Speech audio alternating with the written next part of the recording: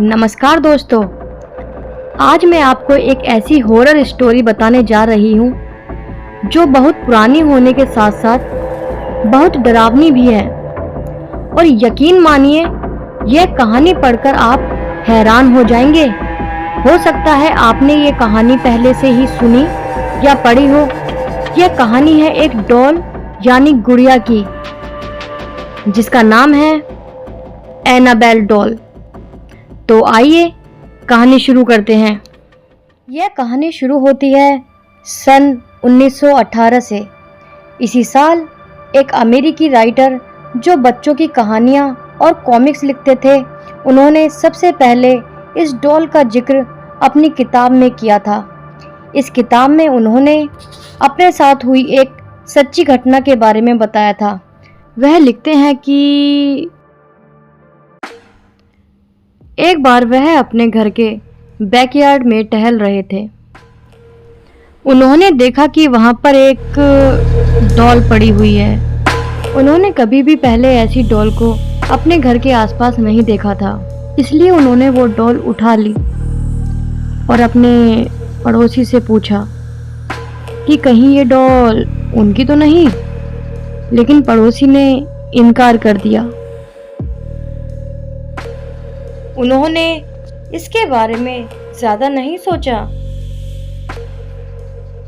और डॉल को अपनी बेटी को दे दिया। वह डॉल को देखकर बहुत खुश थी।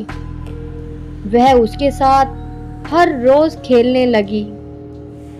खेलते खेलते डॉल के साथ इतना लगाव हो गया कि वह डॉल को एक पल के लिए भी अकेला नहीं छोड़ती थी।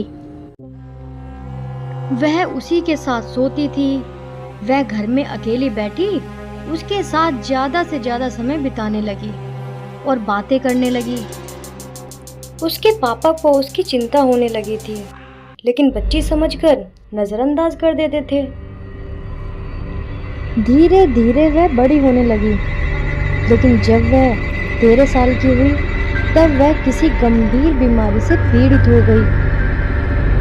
इलाज के लिए उसे वैक्सीन दी गई, लेकिन उसका उल्टा प्रभाव हो गया, जिसकी वजह से उसकी मौत हो गई।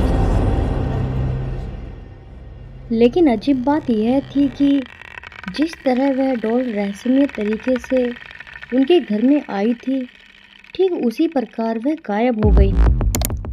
यह कहानी लोगों में बहुत प्रसिद्ध हो गई।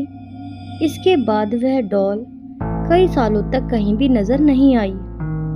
धीरे धीरे लोग इसे भूल गए।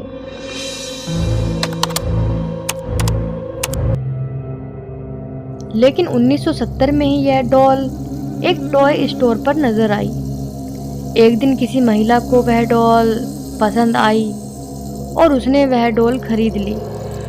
उस महिला को यह बिल्कुल भी अंदाजा नहीं था कि